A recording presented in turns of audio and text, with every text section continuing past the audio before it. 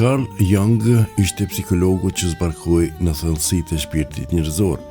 Ai e pa njeriun si një univers të ndërlikuar ku nëndia mban simbole, ëndra dhe arketipa që përsëriten në çdo kulturë. Për Jungun, ëndra nuk është thjesht një fantazi, është gjuhë e shpirtit, një mesazh nga vetvetja e brendshme. Ai foli për hijen, pjesa e errët e personalitetit që njeriu tenton ta shehë, por që duhet pranuar për të bërë i plot. Gjithashtu, zhvillojnë idenë e vetësimit, procesi përmes të cilit njeriu bëhet ajo që është në të vërtetë. Në botën moderne, ku njerëzit shpesh ndihen të zbrazët, Jung na kujton se shpirti nuk kërkon lumturi sipërfaqësore, por kuptim të thellë.